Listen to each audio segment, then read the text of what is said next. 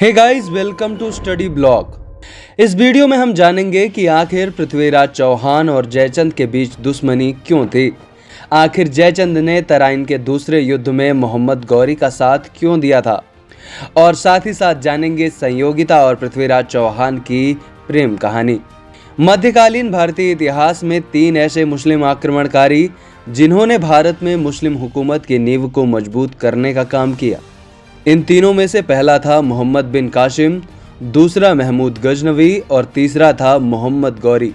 मोहम्मद गौरी अफगानिस्तान के गौर का रहने वाला था। इसने भारत में कई बार आक्रमण किया। गौरी और पृथ्वीराज चौहान के बीच लड़े दो युद्ध काफी महत्वपूर्ण हैं। पहला युद्ध, जिसे तराइन का प्रथम युद्ध कहा जाता है, यह युद्ध 1191 ईस्वी में लड़ा गया। इस युद्ध में पृथ्वीराज चौहान ने मोहम्मद गौरी को बुरी तरह हराया। अगले ही साल तराइन का दूसरा युद्ध हुआ, लेकिन इस युद्ध में पृथ्वीराज चौहान हार गए। जयचंद और अन्य राजाओं ने इस युद्ध में मोहम्मद गौरी का साथ दिया था। पृथ्वीराज चौहान चौहान वंश के राजा थे। उस समय पर चौहान वंश की राजधानी अजमेर थी। जयचंद गढ़वाल वंश का राजा था और उसकी राजधानी कन्नौज थी। लेकिन बात यह आती है कि जयचंद ने मोहम्मद गौरी का साथ क्यों दिया था। पृथ्वीराज चौहान और जयचंद एक दूसरे के दुश्मन थे। आइए इन दोनों के बीच दुश्मनी का कारण देखते हैं। जयचंद ने एक बार राजसूय यज्ञ करवाया था। राजसूय यज्ञ वैदिक काल का सबसे प्रमुख यज्ञ है। इस यज्ञ को करवाने वाला राजा राजाओं का राजा कहलाता था। यानी इस यज्ञ को कोई भी राजा चक्रवर्ती सम्राट बनने के लिए करवाते थे। पृथ्वीराज चौहान को जयचंद का प्रभुत्व स्वीकार नहीं था और इस तरह पृथ्वीराज चौहान और जयचंद के बीच दुश्मनी हो गई। जयचंद की बेटी का नाम था संयोगिता। संयोगिता ने पृथ्वीराज चौहान की वीरता की कई कहानियां सुनी थी। धीरे धीरे पृथ्वीराज चौहान और संयोगिता एक दूसरे से प्यार करने लगे। जयचंद को यह मंजूर नहीं था।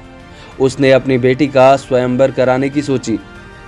उसने भारतवर्ष के सभी महान शासकों को आमंत्रित किया, लेकिन पृथ्वीराज चौहान को नहीं बुलाया। जयचंद ने महल के मुख्य द्वार के पास पृथ्वीराज चौहान का मजाक उड़ाने के लिए उनका एक पुतला लगवाया था।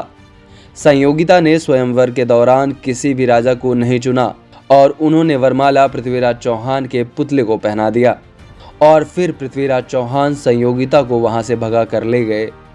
जयचंद ने इस घटना को अपने हार के रूप में लिया और पृथ्वीराज चौहान से बदला लेने के लिए ही तराइन के दूसरे युद्ध में मोहम्मद गौरी का साथ दिया था। जयचंद के साथ ही कुछ अन्य राजाओं ने भी मोहम्मद गौरी का साथ दिया था। अंत में पृथ्वीराज चौहान इस युद्ध में हार गए और कुछ ही समय बाद उनकी मृत्यु हो गई। गौरी और पृथ्वीराज चौहान का कुल 17 बार आमना सामना हुआ, जिसमें से 16 बार पृथ्वीराज चौहान ने मोहम्मद गौरी को हराकर जीवन दान दिया था, लेकिन अंत में वह हार गए। मोहम्मद गौरी को इतने बार जीवन दान देना उन्हें भारी पड़ गया। गौरी ने बाद में जयचंद को भी युद्ध में हराकर मार दिया था। तराइन के दूसरे ही युद्ध के बाद भारत में मुस्लिम शासकों के शासन की शुरुआत होती है। ऐसे खत्म होती है पूरी कहानी। ऐसी और जानकारियां पाने के लिए हमारे चैनल को सब्सक्राइब जरूर करें।